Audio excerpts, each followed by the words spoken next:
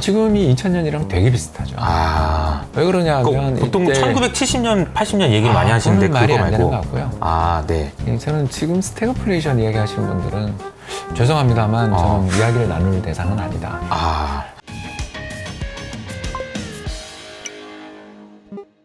안녕하세요, 이호석입니다. 오늘은 홍 박사님 모셨습니다. 안녕하십니까? 네, 안녕하세요. 네, 오랜만에 나와주셨는데 저희가 스튜디오가 좀 좋아졌네요. 그죠? 괜찮죠? 일단 얼굴이 좀 네. 잘 나올 것 같습니다. 잘 나올 것 같아요. 기대됩니다. 네. 홍 박사님 모시고 이야기를 나눠보려고 하는데, 주제는 말씀을 안 드렸어요. 그냥 제가 궁금한 거 여쭤보려고. 언제는 우리가 했습니까? 그러니까, 평소에. 근데 이제 다만 이제 문제는 뭐냐면, 처음에 질문 어디를 드리느냐에 따라서, 방향이 워낙 이제 와신이 많으니까. 지난번 갈 수 있기 때문에, 어디로 갈지. 저도 오늘 무슨 얘기 할지, 모르겠습니다. 그런데 평소에 궁금했던 거, 그리고 아마 궁금하실 것 같은 것을 먼저 좀 여쭤보고 싶은데요. 미국 경제 상황이, 그러니까 제가 보기에는 리세션이냐 아니냐 이런 질문을 많이 하고 이미 다들 많이 들으셨을 거예요. 그거 빼고 왜 이런 상황이 왔는지가 저는 궁금해요. 무슨 말이냐면 이 리세션이 올 수도 있는데 이런 상황은 없었다라는 얘기 많이 하잖아요. 경제가 막 ISM 제조치에서 꼬라박고 있는데 고용 지표는 또 너무 좋아. 왜 도대체 이런 상황이 된 거죠? 일단 저기 바이든이 잘못했습니다. 바이든이요? 작년 3월에 그 취임하면서 약 한 4조 달러 규모였죠. 네. 그 정도에 달하는 재난지원금을 뿌렸는데 그게 너무 과했죠. 왜냐하면 이미 경기가 재작년이죠. 재작년 6월, 그러니까 2020년 6월 바닥을 치고 경기가 빠르게 회복되고 있는데 거기다 대놓고 너무나 큰 규모의 대규모 재정 정책을 써버리면서 각 가정이 가지고 있는 저축액이 엄청나게 늘었어요. 그렇게 되니까 이제 그 돈을 들고 다 집을 사러 간 거죠. 그리고 이제 집을 안 산 사람들은 나 이제 여행 가야지, 차를 사야지 이렇게 되면서 경제 전체에 안 그래도 공급 충격의 리스크들이 조금 있는 시장이었는데 거기다 대놓고 너무 강력한 수요 촉진 정책을 쓰면서 경제 내에 공급 충격 플러스 수요 충격까지 주는 그래서 이른바 경기 과열의 공급 충격까지 발생한 상황이죠. 그래서 이 두 가지의 상황들이 함께 나타나고 있는 중이기 때문에 강력한 인플레가 나온 거죠. 사실 저도 예상을 못했고요. 이거는 분명히 이 재정 정책은 타이밍 면에서 볼 때 좋은 타이밍은 아니다 생각을 하는데 그때만 해도 경제 지표들이 이제 막 바닥치고 올라오는 중이었기 때문에 재정 정책을 쓰는 게 나쁘겠냐. 그쵸. 이렇게 생각을 했었는데 이제 그게 저금리와 맞물리고 여기에 또 공급 사슬망에 특히 그 자동차 반도체 부품, NXP나 아니면 ST마이크로나 혹은 르네사스 같은 세계적인 차량용 반도체 부품 회사들이 셧다운 들어가고 그러면서 경제 전체에 걸쳐서 인플레이션 기대가 작년부터 하반기부터 촉발되는 거죠. 여기에 이제 운도 없게 또 우크라이나 전쟁 예상 잘 못했잖아요. 2월달 돼서야 전쟁 난다 그랬지. 그 전에만 해도 전쟁 날 거라고 생각하는 사람 솔직히 말해서 저는 아무한테도 들어본 적 없는 것 같고요. 그러니까요. 이 둘이 만나서 이제 터진 거죠.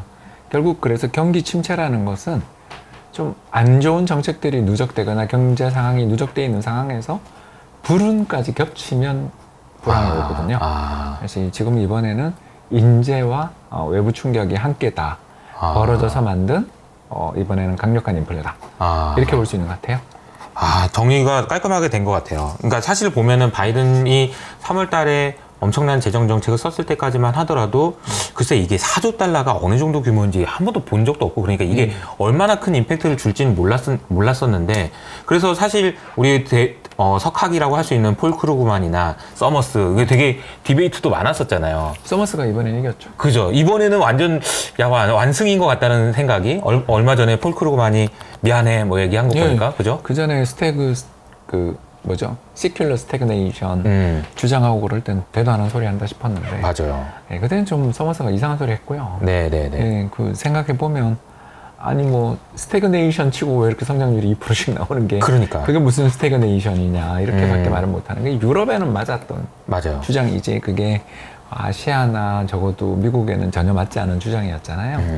그런 걸 생각하면 서머스가 좀 약간 어떻게 보면 감 떨어진 소리 한다 싶은 그랬었는데 옛날 서머스가 아니네 싶었는데 작년 미국 재정정책에 대해서 바이든 정부의 재정정책에 대해서 그렇게 강력한 반발을 하고 인플레이션 큰일 난다 이거 지적하고 한 건 서머스 말에 저도 그때는 이제 오버하네 이렇게 생각했었는데 맞아요. 지금 생각하니까 서머스 선생님 제가 틀렸습니다. 이렇게 인정할 수밖에 없는. 그러니까 서머스도 그렇고 블랑샤르 그 두 분이 막 대놓고 2월 달부터 안 돼 그 얘기 되게 많이 했던 것 같아요. 하면 안 돼. 하면 안 된다고 얘기해. 그때도 제가 기억에 더하기 하면 사면 너무 커 뭐 이런 얘기 많이 했던 것 같아요. 예, 그건 근데 정말. 결과적으로 돈은 뿌려졌고 이미 이제 엎질러진 물이에요. 예, 그리고 그거가 주택 가격을 이렇게 올려놔서 한국이 작년 20.3%, 미국이 19.7% 올랐거든요, 집값이. 그러니까 여기서 발생한 어떤 코스트 푸시들이 또 엄청날 거 아니에요. 임대료도 많이 올랐을 거고. 그렇죠. 또는 이와 같은 주택 가격이 상승하면 생계임금 차원에서 근로자들의 단결력들이 또 올라오는 게 일반적이잖아요. 나 이대로는 살 수 없어. 그렇죠. 예, 이런 여러 가지 일들이 나타나면서 경제 전체에 걸쳐서 강력한 인플레가 생겼고 이 인플레이션 속에서 아직은 지금 제가 봐서는 화폐 착시. 예, 그게 뭐냐면 화폐 착시요. 예, 그 인플레가 발생해서 소득이 늘어난 건데 실질 소득이 늘어난 게 아니라 명목 소득 늘어난 걸 좋아하고 있는 중이에요. 그래서 그 명목 임금이 오르니까 나 임금 많이 올랐다 그러고 일자리를 계속 찾는 중이고 고용 시장도 좋고 또 기업들 입장에서는 아직 가격 정가 패스스루를 할 수 있으니까 그러니까 원가가 오른 걸 제품 가격에 아직까지는 인상이 가능한 경기가 좋으니까 그쵸. 예, 그런 구간이라서 기업 실적들도 그렇게 아직은 안 나쁘잖아요. 그러니까 이게 매출에도 분명히 인플레가 있긴 있을 거거든요. 그렇죠. 그러니까 예, 그래서 생산 단가가 상승하니까 그거를 자기들이 마크업 한다고 저희들 부르는데 원가 상승한 만큼 여기다 플러스 알파로 추가적인 마진들을 자기가 붙여서 물건을 팔잖아요. 그쵸. 그 마진을 넉넉하게 붙이고 있는 중이죠. 그래서 인플레이션이 지금은 최종 제품 가격까지 올라오고 있죠. 네. 그러니까 이런 일들이 벌어지니까 노동시장에서도 괜찮은데? 이렇게 된 거죠. 그래서 매출액이라든가 이런 것들이 계속 늘어나고 있는 상황에서 고용 공고를 아직은 내리지 않는 또 근로자들 입장에서도 이 정도 임금이 오르면 이게 실질 임금은 마이너스라 하더라도 명목 임금이 오르고 있으니까 또 자기들 집값이 집세가 많이 올라서 생계가 곤란한 사람들은 또 직장을 열심히 찾아야 되니까 그쵸. 이런 것들이 노동시장을 핫하게 만드는데 이게 이제 저는 이제 인밸런스하다. 이거는 이제 불균형한 문제가 있기 때문에 노동시장이 곧 나빠지지 않겠냐 보는 쪽입니다. 착시 현상이 제대로 돌아와야 되는 것 같아요. 그러니까 그렇죠. 그리고 리얼 인컴과 실제 인컴의 차이가, 그러니까 그 명목 임금과 실제 소득 이 차이가 뚜렷하게 보이는 것도 그림으로 많이 보였던 것 같아요. 특히 IT 산업 종사자들은 그게 확실히 보이거든요. 그러니까 이게 여기가 경기가 제일 민감합니다. 맞아요. IT 산업에서 뭐 대표적인 게 애플마저 이번에 대규모 정리 해고 소식이 들리고 있고 아마존은 상시적으로 하고 있었고 넷플릭스에다가 최근 들어서는 뭐 그런 빅테크는 다 해요. 빅테크 기업들은 이미 다 정리 해고에 들어가는 과정에서 그 IT 분야 종사자들의 임금 상승률을 보면 전년 동기 대비 한 5%밖에 안 돼요. 근데 지금 인플레가 9%니까 실질 임금이 4% 감소하는 셈이죠. 그러니까 이런 식으로 그러니까 경기에 민감한 분야는 이미 노동시장이 얼어붙기 시작했어요. 그런데 아직은 이제 여름 휴가철이 다가오고 있는 중이고 또 사람들이 아까도 이야기했지만 그 저축도 많고 그쵸. 집값도 급등한 그러니까 부의 효과라고 해서 웰스 이펙트라고 해서 내 자산의 가치가 상승하는 순간 이게 좀 기분이 좋거든요. 그래서 차도 사고 차값이 비싸 그러면 그럼 우리 비즈니스 타자 이런 식으로 자꾸 에스컬레이트 되는 소비들이 인플레이션을 유발하고 또 그게 그쪽 부문 랏지라든가 호텔이라든가 카지노라든가 여행 이 4개 산업에 하나 더 하자면 레스토랑까지 거기 임금이 거의 10몇 %씩 오르고 있거든요. 또 그쪽 산업 부문에 있어서의 어떤 임금 상승 또 거기가 고용 흡수 여력이 되게 높잖아요. 왜냐하면 이제 그 노동 집약적이라고 하죠. 그러니까 뭐 물건 하나 만드는데 사람이 되게 많이 필요한 업종이잖아요. 암만 로봇으로 서빙한다 그러더라도 한계가 있으니까 이런 쪽에서는 아직 임금이 많이 오르고 고용도 좋은 그래서 이게 이렇게 불균형한 그런 상황이라고 볼 수 있습니다.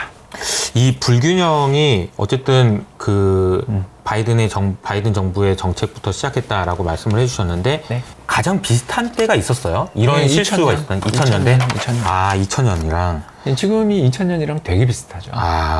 왜 그러냐면 보통 이때 1970년, 80년 얘기를 많이 하시는데 그거는 말이 그거 안 되는 것 말고. 같고요. 네. 저는 지금 스태그플레이션 이야기하시는 분들은 죄송합니다만 저는 이야기를 나눌 대상은 아니다. 그러니까 1970년 얘기할 필요 없다 지금.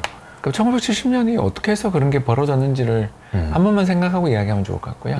저는 이제 역사를 공부했던 사람으로서 네네네. 70년대에 어떤 일이 있었냐면 두 가지가 있었는데 이 두 가지가 첫 번째가 바로 뭐냐면 닉슨 쇼크였어요. 그래서 달러가 금에 고정돼 있었던 게 그 사슬에서 고삐가 풀렸죠. 고삐가 풀리면서 어떤 달러의 가치를 지지해주는 어떤 근거가 신뢰밖에 없는, 이제 전에는 금이라는 걸로 구체적인 물증 또는 구체적인 어떤 귀금속으로 금으로 바꿔준다고 했는데 안 바꿔준다고 한 거잖아요. 예, 그걸 뭐 태환 금지죠. 그걸 닉슨이 선언하면서부터 달러라는 것은 그냥 세계 최대의 강대국인 미국 달러, 미국 정부가 보증하는 건데 이게 뭐가 문제야? 이렇게 이제 이야기하는 거로 가버린 거죠. 그러니까. 믿어 그냥. 예, 그러니까 이제 그게 스미소니언 협정부터 시작해서 수많은 여러 가지 마찰들을 일으키면서 끊임없이 금융시장에 뭐랄까요, 불확실성을 굉장히 높였고 투자자들이 그러면 달러 말고 어떤 걸 들고 있어야 돼 했을 때 자동적으로 떠오른 게 그러면 금 아니냐. 그래서 1온스에 대해서 한 몇 그램이죠? 한 30g인가? 굉장히 적은 단위인데요. 그 1온스에 35달러 하던 게 그 7년 만에 얼마가 되냐면 1000달러를 돌파해요. 그래서 거기서 어마어마한 30배의 가격 상승이 나타나면서 사람들이 다들 이게 대박장이 왔다라는 걸 느끼고 투기에다 어마어마한 돈들이 투입되거든요. 그러니까 가장 대표적인 게 그 달라스의 헌트 형제 같은 경우는 전체 은거래 시장의 거래 대금의 그 절반 이상을 그 두 형제가 사들이고 막 이럴 정도의 네네. 그래서 뭐 옛날 그 미국 미드의 그 이제 달라스였던가 그런데 그거의 네네네. 주인공이기도 그러니까 가상의 주인공이었던 집안입니다. 파산했죠, 둘 다. 그럴 정도의 투기판이 벌어지는 게 첫 번째고, 두 번째가 이게 60년대부터 시작해서 82년까지 약 한 15년에 걸쳐서 지속적인 전쟁이 중동에서 벌어졌어요. 그래서 3차, 4차 중동전, 욤 키프르 전쟁이 벌어지고 있었는데다가 미국이 또 75년 베트남 철수 이전까지는 베트남 전쟁 중이었고요. 또 그 뒤에 79년에 이란 팔레비 왕정이 회교 원리주의 혁명으로 물러나고 그 뒤 이란하고 이라크 사이에 7년 전쟁이 있었어요. 그래서 이게 그때 당시 사우디 정도 하나를 제외하고는 주변에 있는 모든 산유국들이 끌려 들어간 전쟁이었어요. 그래서 전체 세계에서 이 미국의 원유 생산량은 70년대를 고비로 해서 이미 감소하고 있는데 그 유일하게 생산량을 받아줄 수 있는 지역인 중동이 그렇게 전쟁이 돼버린 거죠.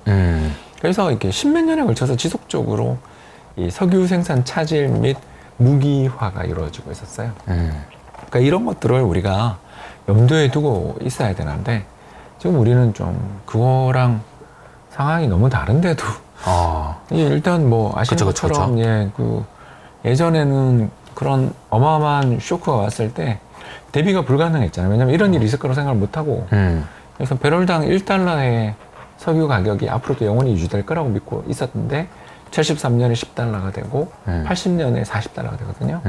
그래서 그게 40배가 올라요. 그래서 아까 40배. 금값의 30배랑 비슷하게 올랐거든요. 그러니까 이런 투기를 눈앞에서 보고 있는 사람들 입장에서는 사재기를 안 하면 바본 거예요. 그래서 이걸 저희들은 인플레이션 기대심리라고 우리가 부르는데 그런 강력한 인플레이션 기대심리가 벌어지는 상황에서 벌어진 일들이 결국은 스태그플레이션이었어요. 근데 지금은 세 가지 면에서 너무 다르거든요. 첫 번째가 옛날에는 중동이 어마어마하게 중요하고 거기서 생산량이 나오냐 안 나오느냐가 모든 걸 결정했다면 지금은 미국의 셰일 오일이 얼마나 생산이 가능하냐가 일단 제일 중요한 거고 미국 원유 수출이 최고치로 올라가더라고요. 특히 LNG가 많이 늘고 있죠. 그래서 이게 첫 번째고요. 두 번째는 뭐냐면 옛날에는 그 100만 달러, 그러니까 현재 가치로 실질 가치 기준으로 해서 100만 달러의 경제 성장을 달성하기 위해서 필요한 기름량이 800배럴이었대요. 근데 지금 작년 기준 얼마까지 왔냐면 100만 달러의 경제 성장을 달성하는데 필요한 기름의 양이 200배럴.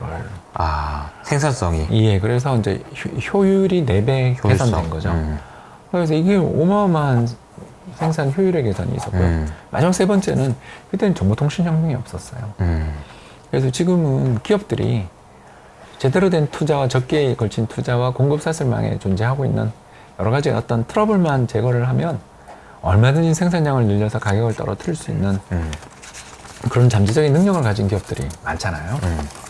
우리 이효석 씨가 썼던 것처럼 저는 당신이 주식을 투자했으면 좋겠습니다라는 책에서 계속 강조하신 게 뭐였냐면 자본 없는 자본주의 이야기를 많이 하셨잖아요. 맞아요. 생산성이 그 끝없이 향상될 수 있는 그런 산업들 가장 우리가 대표적인 게 지금도 유튜브 찍고 있잖아요.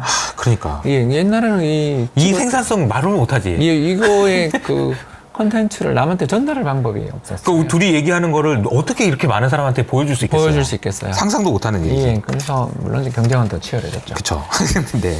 그래서 이게 굉장히 어려운 그 전달의 문제 또는 배송의 문제들이 굉장히 어려웠는데 그게 정보통신혁명으로 상당 부분이 해결이 돼버린 세상인데 과연 앞으로 끊임없이 올라갈 것인가. 저라면 제가 어떤 기업의 회사라면 이 불황이 왔을 때 지금 불황이 온 것 같잖아요. 우리는 괜찮은데 미국이 일단 불황이 왔다고 가정할 때 저라면 가격 전쟁을 한번 해서 시장을 다 먹어버릴 것 같은데요. 아, 치킨 게임을? 네, 치킨 게임을 하기에 아주 좋은. 그러니까 지금 그 유통단 재고가 많이 늘고 있거든요. 물건이 안 팔리기 시작했어요. 근데 경기의 하강 사이클이 조금씩 일부 산업에서 보여요. 그래서 아마존이라든가 코스트코라든가 월마트 같은 이른바 종합 유통 채널의 재고량이 최근에 되게 많이 늘고 있어요. 그래서 그 회사들 주가가 많이 빠진 거예요. 예, 그리고 그 특히 어닝스 가이드라고 혹시 들어보셨는지 모르겠는데 가이던스. 향후에 대해서 이제 미래 이익에 대해서 내년 이익 이 정도 봐요라고 이렇게 회사가 공식적으로 전망을 밝히는 걸 하향했잖아요. 기억나시죠? 그쵸. 그러니까 실적은 잘 나왔는데 가이던스는 하향했던 거 기억나실지 모르겠습니다. 앞으로 안 좋아질 거다. 예, 이제 그런 일들이 쭉쭉 나왔잖아요. 그런 과정에서 그쪽의 산업에 있는 종사자들이나 또는 자금력이 있는 기업들 입장에서는 우리 이익 안 내겠다. 어차피 불황인데. 그리고 가격을 인하하면 불황의 효과가 엄청나게 좋잖아요. 가격 파괴만큼 사람의 마음을 들뜨게 하는 전부 다 인플레가 나는데 가격을 정리. 떨어뜨릴 수 있는 예, 그런 것들을 할 수 있는 기업들이 분명히 또 시장의 승자가 될 가능성이 있는. 그러니까 경기가 불황이 올 때 정보통신혁명이 진짜 효과를 발휘하거든요. 네. 호황에는 굳이 가격을 인할 이유가 없잖아요. 근데 불황이 오는 순간 경쟁자의 싹을 밟아버릴 수 있죠. 요새 사실은 테슬라가 예전에 잘하던 걸 요새 못하고 있어서 참 아쉬운데 네. 얼마 전 친구가 2년 전인가 1년 반 전에 모델 Y를 계약을 할 때 여기 좀 그 고급 모델을 했나 봐요. 7천만 원 정도에 계약을 했었대요. 근데 이제 거기서 전화가 왔대요. 이제 곧 나온다고. 그래서 와 좋은데 하고서 딱 봤더니 그 판매가가 9,900만 원으로 올라 있더랍니다. 그러니까 2년 사이에 가격을 거의 3천만 원 올리는 셈이죠. 그러네요. 이러면 경쟁자들한테 물어뜯기게 됩니다. 그래서 얼마 전에 머스크가 인플레 이제 안 올 것 같으니까 가격 내릴 거를 시사를 하긴 하더라고요. 근데 이제 어떻게 될지 모르겠지만. 저는 머스크가 큰 실수를 했다고 생각하고요. 오히려 가격 올린 게. 예, 그거는 그 테슬라의 그걸 정체성을 근데 그것도 될 생각 아니었어요? 근데 그것도 그런 것 같아요. 그 포드를 제외한 대부분의 자동차 회사들이 판매량이 이번에 많이 줄었더라고요. 못 만드니까. 근데 이때를 이용해서 살짝 올렸다 또 낮추는 거 아닌가? 그런 생각도 좀 들고. 아니었죠. 많이 올리긴 했지. 많이 올리긴 했지. 20-30% 이상 올렸죠. 그래서 이제 경쟁자들이 물어뜯을 기회를 찾게 되고 또 테슬라는 신모델이 지금 안 나오고 있잖아요. 이게. 그렇죠. 뭐 당장 우리 사이버 트럭 언제 보냐고 저건 정말 미라주냐까지 나오잖아요. 나오겠지. 그런 것들을 생각하면 저는 좀 경쟁자들이 이제 저가로 그래서 이번에 얼마인가요? 6만 달러대로 나오는 EV6 이런 게 나오면 진짜 시장에 엄청난 파급 효과를 미칠 수 있지 않을까. 그러니까 경쟁자들이 이렇게 가격 인상을 하는 선도주자가 그렇게 가격 인상에 나서는 시기가 호황이죠. 근데 이제 불황이 오는 순간 그 비용 절감을 하고 또 마진을 포기한 기업들이 덤벼들기 시작할 때 이제 이렇게 맘모스도 사냥을 당하거든요. 그래서 어떤 제가 테슬라 좋다 나쁘다가 아니라 테슬라의 사례가 이번에 마진을 키우면서 좋았을지 모르지만 경쟁자들은 기회를 잡은 거죠. 오케이. 그러니까 이런 정보통신혁명들이 가속화되고 있는 산업에서는 불황의 제품 가격이 인하되는 경우가 있다. 이 말씀을 드리는 어떤 사례로 봐주시면 감사하겠습니다. 그 질문의 시작이 뭐였냐면 1970년하고 얘기를 하는데 어떻게 생각하세요? 인데 여기까지 온 거예요. 그래서 두 가지를 얘기해 주셨는데 첫 번째는 닉슨 초크 때문에 그때는 지금 달러의 상황이 지금이랑 다르다. 두 번째는 그러니까 유가 얘기하면서 생산성 얘기를 지금 이렇게 쭉 해주신 거고요.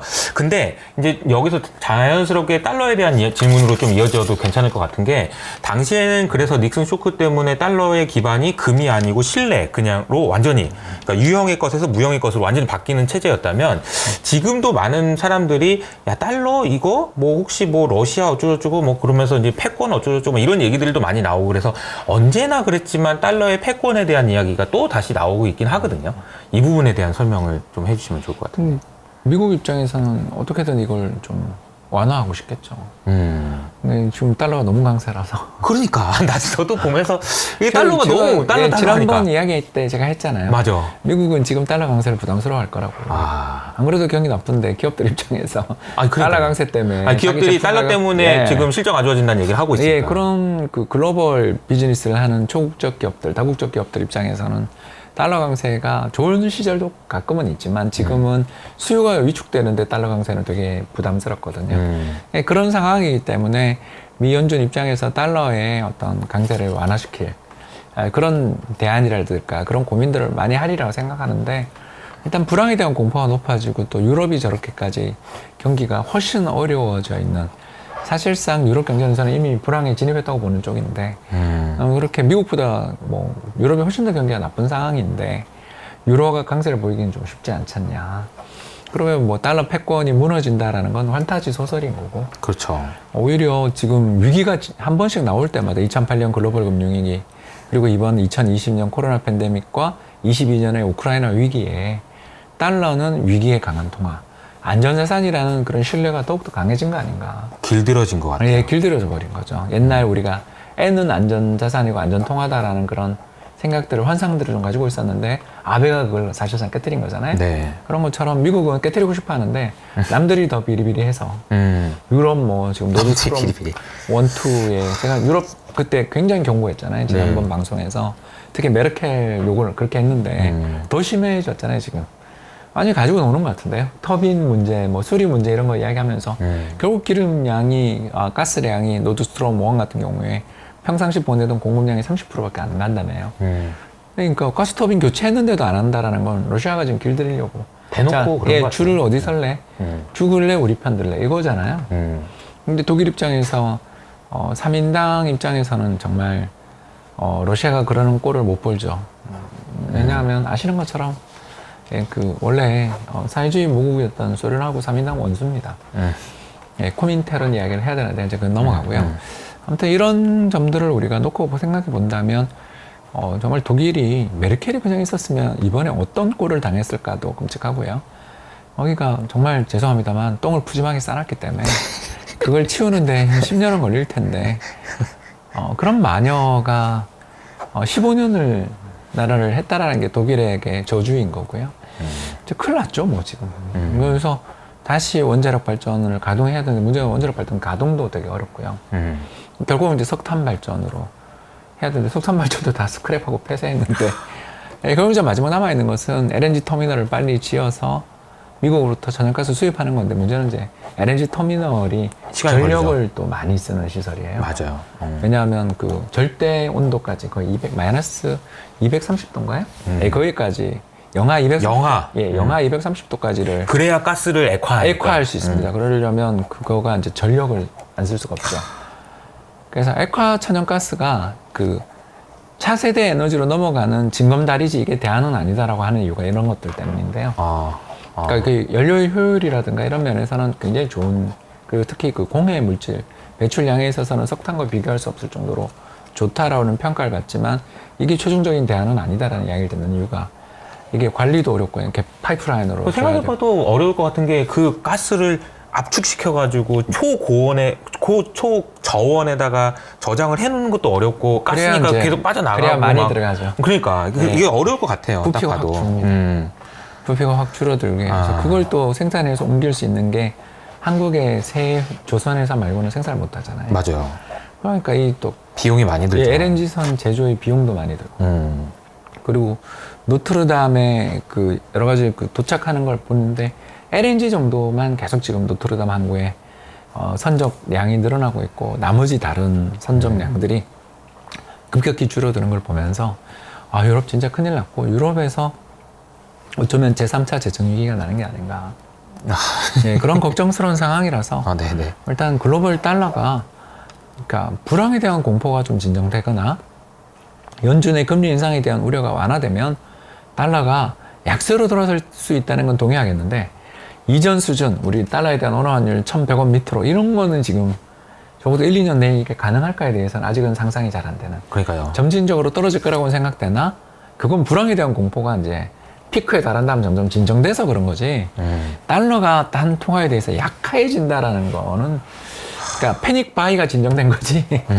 패닉 셀링이 나올 것인가 달러에 대해서 그거는 지금 아직 안 보인다. 그게 옛날에 우리가 환율 시장에서 얘기할 때 어글리 컨테스트라고 얘기했었잖아요. 누가 더 바보냐? 야, 내가 더 바보야. 내가 더 약세할 거야. 이런 이제 싸움. 최고는 지금 일본이죠. 근데 그래가지고 내가 더 약세야라고 얘기하다가 요즘에는 이제 뉴스나 헤드라인에서 이런 얘기 많이 나오더라고요. 인플레가 이제 더 부각되다 보니까 어글리 컨테스트 끝났고 환율에 대해서는 이제 진짜 진검승부 해가지고 나 어글리 컨테스트 이제 안 해. 뭐 이런 얘기도 나오던데. 에이. 그건 아닌가요? 그 어글리 컨테스트도 말도 안 되는 거고 지금도 말도 안 되는 거죠. 그렇지. 그건 약간 인위적이로 그러니까 약간 왜 그렇게 환율을 시장에서 정부가 조작할 수 있다고 믿는 분들이 너무나 많은 것 같아요. 여러분 하루에 달러 거래량이 얼마인지 아세요? 4조 달러예요. 4조 달러. 바이든이랑 트럼프 감세한 게 4조 달러라고 아까 제가 얘기했잖아요. 맞아. 너무 크다고 그랬죠. 그게 하루에 거래돼요, 여러분. 그 시장에서 시장 참가자들한테 영향을 미치는 방법은 직접적 개입, 뭐 정책 변화 이런 게 아니고요. 기대를 변화시킬 수 있는 어떤 충격, 누적적 충격이에요. 그게 아베노믹스인 거고. 그리고 또 이게 아베노믹스가 지금까지 어떻게 보면 성공해 왔잖아요. 그게 미국이 달러의 강세를 용인했기 때문에 성공한 면도 있는 거잖아요.